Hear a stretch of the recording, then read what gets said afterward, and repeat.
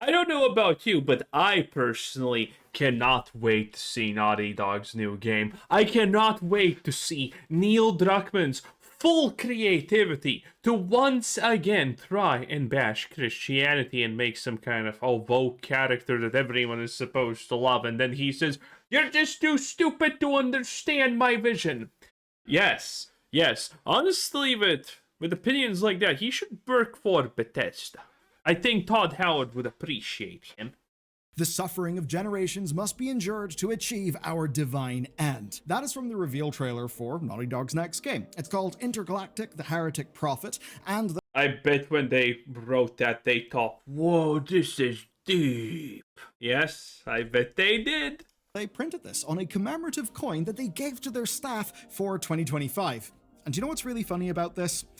It's not just a game thing, it's pretty much actually true, because functionally, Well, I guess, yeah, technically. that is the work ethic of Naughty Dog's leadership. And what we're going to dive into today is all of the reporting. I was kind of thinking about a little bit more global scale and stuff like that. But yeah, I guess that works for Naughty Dog as long as Neil Druckmann can be avoided of any suffering. Yep, checks out. Around just how much of a disaster it seems their internal game development has been. You see, they just put their staff through nearly 2 months of big crunch, all to deliver an internal demo. And the thing is, the full game isn't even planned to release for years, which just makes us think. Wait. So, we had crunch just to make a demo. Yeah, that actually checks perfectly out for what I expect of Naughty Dog. And by the way, I love this part of the fake gameplay trailer.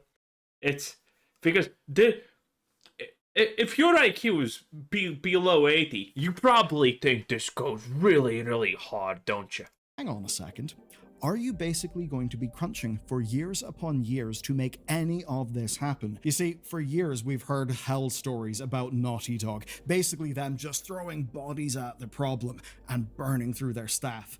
Well, doesn't seem like much has changed. In March 2020, The Last of Us... Well, if you know things about Neil Druckmann,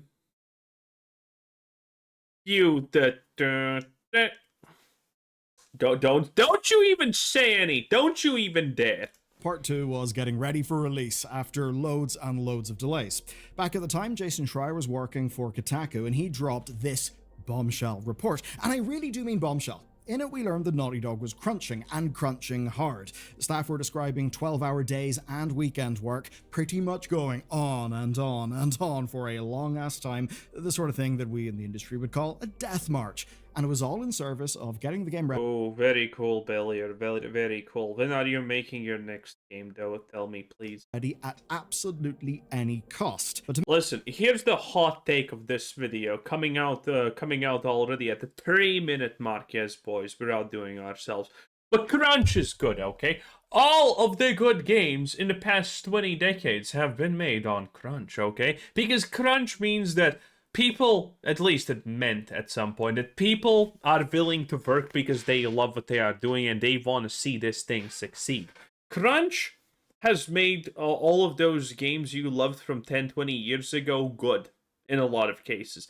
Well, granted, there are companies like Naughty Dog where crunch is just a symptom of incompetency, but in general, if I hear a studio is doing crunch, I'm not exactly displeased, you know? Make things even worse, Jason's report wasn't just about The Last of Us Part 2.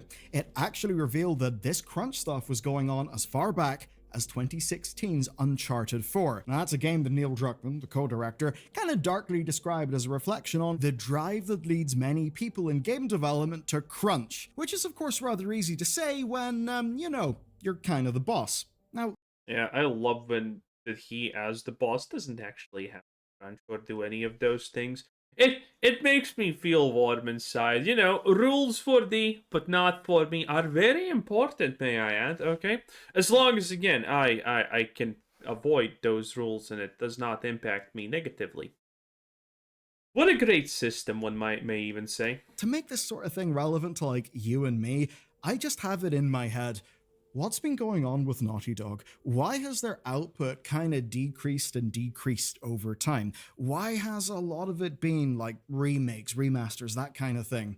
And I have to wonder if they've just lost a lot of their staff because they've ended up being a bit of a shit place to work. Now, at least after that report went out.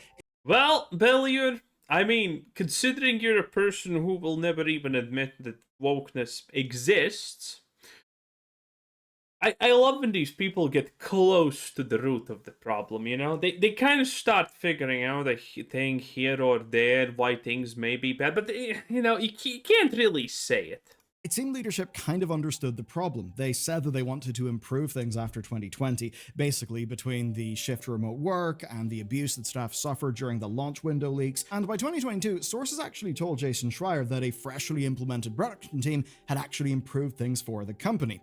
For a bit of a quote on that, well, in 2024, the QA lead Patrick Gross explained in a documentary how things had changed. Though obviously, given the existence of this video, I'm not too sure how it went. Here's what he said. When we onboard people, we tell them we have a reputation as a studio for crunching, and it's something that we don't want, and it's something we're not going to do anymore. I hate to shock you, but Okay, so you onboard people with the promise of paying them money, and then you say, free labor? What's that not like? the reports are that they are in fact doing it again, and in this case, it is down to pressure. And that's because by the end of 2025, Naughty Dog were Okay, listen. The greatest argument for crunching being a necessity in the games industry is Pirate Software said that Amazon Games did not do crunch when they made the New World, and that's a double whammy because that's Pirate Software claiming something, and as we all know, he knows nothing about anything. And that's Amazon Games New World was an absolute. It was bad. Okay, let's just leave it at that. It was bad. It was unbelievably bad. In fact, one may even say. under severe pressure. Look, if you don't want to code or you're not into games, skip this, but if not, then I Lamau, easiest literal decision in my entire life. What we're talking about today then is I'm into finance, okay? I am the one who chooses in companies that do code. What's your future gonna be? What's actually good or not? Love it. 7 weeks of mandatory and seemingly unpaid overtime for Naughty Dog staff that ended just before Christmas. So, the team found themselves crunching again, even though we had all of this PR-ish stuff saying that, oh no, we don't do that sort of thing anymore. Now, this is an allegation that's coming from Bloomberg's Jason Schreier, and in his report, he cites people working on Intergalactic. And as for what was demanded of them, well, it was at a minimum 8 hours of extra log development time per week, all in. Oh, by the way, if you don't know how bad Intergalactic is supposed to be, it's your most typical, what you would expect from Naughty Dog type of religion bad, but only certain types, okay? It's the most predictable story. If you do not know, the story for Intergalactic had leaked. We don't know if this is true, but whoever, if it's fake and someone made it, yeah, that's a good take and a good amount of understanding of Jason Schreier, not Jason Schreier, but Neil Druckmann and how that guy functions, because that it was pretty good. Okay, here's a bad religion bad in general. Obviously. What, do you disagree? You filthy Stone Age chud. Here's our strong independent heroine that don't need no man, and she's doing strong independent heroine things that don't need no man. Here's a story that doesn't make sense. A planet that somehow magically no one knows what's on there because everyone's like afraid of it or something. Ooh, scary. And you know, so many other things like that. Alien race. It's just so stupid and bad. In office. It's the most generic thing possible. I can't even recount it properly. It's just the most generic thing possible. Imagine generic BS. Congratulations, you just created the heretic prophet. And that this was overriding their previous 3-day per week policy. That's 3 days of having to work physically in the office. Now, obviously, if you're working 8 hours more a week and you're not being paid for those 8 hours, I think something's going fairly wrong. Now, what's on surface level weird, but I think is not surprising, is that in theory, leadership had actually placed guardrails on this sort of thing, trying to prevent it from happening. But in practice, well, they were telling staff they shouldn't work for more than 60 hours total each week. Obviously, that's quite a lot. So basically, staff had to end up threading a needle here. They had to meet management's demands without making management look bad on the actual official logs. You know, do a whole bunch of crunch, but make sure that your actual logs cover your boss's ass. Seems sketchy. Now, we currently understand that the crunch period has actually ended and that they successfully completed the demo before Christmas, meaning they can return to basically normal work, including Christmas passed and I have heard nothing about any demo, so I have questions, I guess. doing 3 days in the office as of January. But given that this sort of thing happened, for an internal demo, so not the sort of thing you should need to crunch out, people are kind of worrying. And by worrying, well, I have a quote. They are wondering if overtime requirements will get worse later in the development cycle. Do you really have to wonder? Yes, obviously they're gonna get worse. It can always get worse, buddy. I think we all know that's going to happen. I mean, if the past is even a slight indicator with this company, is absolutely going to happen. Because, you see, this stuff was not about the release of the game. That's not what they were crunching for. The game isn't even expected until mid-2027. Let's place bets on whether that'll happen or not. It's not Okay. I figured out the name of this video. currently some Last of Us Part 2 scenario. What this was all about was crunching a demo because of the internal pressure that Naughty Dog have been facing.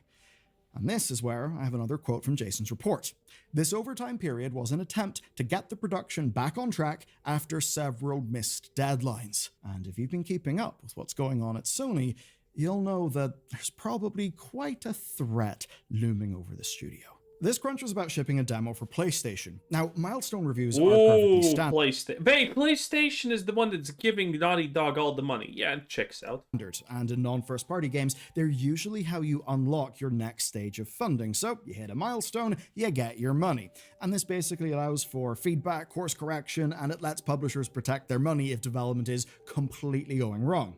But if several missed deadlines, which is a direct quote from Jason's reporting, have already passed, then that does suggest something has gone. You can't rush woke perfection, okay?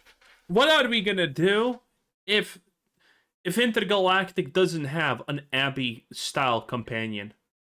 I'll be shocked and devastated, personally, obviously. Deeply wrong at Naughty Dog, and has gone wrong at the worst possible time. And that's because right now, PlayStation are out for blood and efficiency. You see, in their 2024 business segment reports, Herman Hulst explained that they had, and I'll now go to a quote from the man himself, changed the way we support studios through central services, greater operational rigor, which, by the way, if you're at one of those studios, is what we call a veiled threat, but also, probably wise. But to go back to Herman, a much more intentional top-down approach to portfolio, increased oversight of our development processes, and he goes on and stuff, but I love these buzzwords. A more intentional top-down approach to portfolio means nothing. It's just a bunch of buzzwords strung together that vaguely mean that they're gonna pay attention to things that make them money already. That's it. That's kind of what it means, but it's just a bunch of buzzwords slapped together. It's pretty sad. You can basically understand that it's all in service of reducing costs, keeping their budgets on track, and, quote, balancing profit potential with associated risks. Not having another Concord, basically. And this is why 2 unannounced live service games at Bluepoint and Bend were cancelled in early 2025. Now, the timing here is actually real important. Early 2025 is before Concord goes and lights itself on fire and dies. So even before Concord imploded, PlayStation had already decided they were trying to get their risks But PlayStation is making new Concord. desk in order. And by that time, we'd already had plenty of evidence. They'd laid off 8% of their employees globally, and they closed down London studios in early 2024. That's all stuff that can't be blamed on Concord, and those layoffs also did impact Naughty Dog. All of that feeds into this story. I mean, if Naughty Dog aren't immune to layoffs, which we already know they're not, and they've missed several deadlines, which reports say that they have, well, would they be immune to having a game cancelled? Now, PlayStation have shown... Yes. They probably would be immune to that. Because purely from a business standpoint, it makes perfect sense that they would kind of be immune to that. Obviously, the people working there would not be immune to certain repercussions that Sony is definitely going to impose if they actually are missing deadlines. But looking at Sony's perspective and what's happening with their money, I would assume they don't want to cancel it. They're not even canceling Bungie's new thing because that's the only thing Bungie has. That's how these things work. You can't have a massive studio that hasn't done anything for the past fucking decade, and then you cancel the thing that's maybe 3 or 4 or 5 years away from being complete to make a new thing that's maybe 10 years away from being complete, and then you're just in limbo. That looks horrible for any sort of predictions. If you start actually putting financial predictions like that into your accounting, your budget schemes and whatnot, you're getting decimated, okay? I'm gonna be straight up with you. You're getting decimated. Someone's getting fired because that's not appropriate for a publicly traded company. Say with Marathon, they're willing to throw money at a project if they really have to, but a game like Intergalactic, well, that's over a year away. And if Naughty Dog had already missed several milestones, maybe this increased scrutiny could have pushed them back to their old habits, back to the crunch that arguably gutted a lot of that studio's power, maybe even leading them to the stage where they're struggling to hit their targets. And of course... Okay, let me explain how bad this game is actually going to be. Watch. Power, maybe even leading them to the stage where they're okay, you see, that's our main daydem. Very impressive, I know. And our main daydem, boys, listen very carefully, is a wanted fugitive from the most notorious and well-known band of evil people in the galaxy, keep in mind. Very cool, very progressive. And she's shaving her head because she does not want to be recognized. Yes. Shaving her head, that's the reason for the head shaving, okay? Because that is somehow enough of a disguise. Very cool, Neil Druckmann. Very cool. Very cool. Struggling to hit their targets. And of course, all of this is especially the case because the studio's leadership has actually been changing. And I think it all basically means big alarm bells are ringing. Since 2023, Neil Druckmann has been studio head and head of creative at Naughty Dog, leading a revamped team right as Intergalactic production was kicking off. But he actually wasn't working on Intergalactic full-time. His attention had been split between developing the Last of Us TV show... Oh, god damn it. I'm uploading currently a different video, so this is a slight bit of an inconvenience and issue. Oh, the HBO show. No, he's bringing it up. I hate that thing. I absolutely hate that thing. I watched 3 episodes of it, I think. And it was so stupid, okay? You literally had plot points where, you know, you're a child born into this dysfunctional world filled with mushroom zombies, and you're like, I don't know what a zombie is. And they go into this building, and they know that there's clickers in it. And they're like,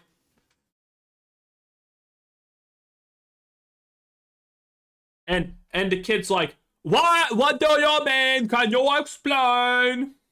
And they're like, it's one. You're born in the literal apocalypse, okay? You should know that this means clickers. You know, you should understand. You should be contextually able to figure out what it's a clicker. And 2, I mean, they went into that building, and when they're already deep into that building, they're like, and she's like, why? I am autistic. Why? By the way, again, I just want to point out, when I called the actress retarded, people were saying, how dare you? And when some other dude from the cast said the same thing, he was praised a hero. How is this even remotely close to fair? Why wasn't I praised as a hero, okay? It just does not check out. Which, of course, is something the PlayStation have been very happy to support, given, you know, game sales, awards, and remember, those game sales aren't for super old versions of the game. No, they're for the brand new remasters that are still selling for quite a lot of money. So that was going on. But then in September, he actually announced he was returning to Naughty Dog before the filming of Season 3 of the TV show. Basically, he said he'd been... Wait, oh yeah, right. They announced that Season 3 is happening already during Season 1, right? Didn't Season 2 completely implode and people hated it? Like, Season 1 was already garbage dumpster fire, but I guess we live in an age where a new TV show from a known game series comes out, and you know, for a lot of people, it's their first experience with something like this, and they have tourist sickness, aka they think it's good because they have no idea, because it's just a new experience for them. Okay, same thing happened with Fallout. Season 2 has imploded, by the way, no one's watching it. The Witcher, same kind of thing happened, but admittedly, Henry Cavill carried that thing for a long time. And Season 2 for The Last of Us TV show also was pretty bad. Season 3 is definitely not going to be better. Moved from day-to-day work, and that other leaders had stepped up while he was focusing on the show. We then see, a month later... Also, they're adding Abby, and Abby is not going to be ugly. Neil Druckmann is like, no, Abby, this Abby is going to be good. They actually told the actress, are you willing to take steroids, maybe? Insane. The Naughty Dog would begin crunching their staff to hit the demo deadline. Now, obviously, I cannot tell you that there is a direct causal link between the return of Druckmann and the crunch that followed. I can't say that Neil just walked back into the office and said, I'm getting the whip out, boys! Get working, because Herman's going to kill Well, I mean... us all. I don't know if that happened or if it didn't happen. So read this as events that are happening in and around the same time, but are not necessarily causal. But what we can do is we can look at all the pressure that is building on Naughty Dog. We do see a PlayStation that is increasingly ruthless about cutting projects that don't come together. We have a studio head who has returned after the studio had missed multiple deadlines, and a weakened mid-level management that apparently hasn't been able to deliver a project without hurting its staff. All of that combined into nearly 2 months of crunch. And that is because crunch, in a way, is actually the easy way out. You know, I can predict that the video comments are going to... Well, yeah. Why studios keep doing this? That's the easy answer. Crunch is just something you can gaslight your workers into believing it's good. Crunch is it's kind of a higher form of the typical business spiel. We're a happy family here. Okay, in this workplace, we're a family. We treat each other like a family. And we make sacrifices like family has to. You know, crunch is effectively that spiel, but a little bit higher because you're doing it for free in a lot of cases and things like that. It's pretty bad, obviously. In any case, that was Billy, your games 10 out of 10. Bye!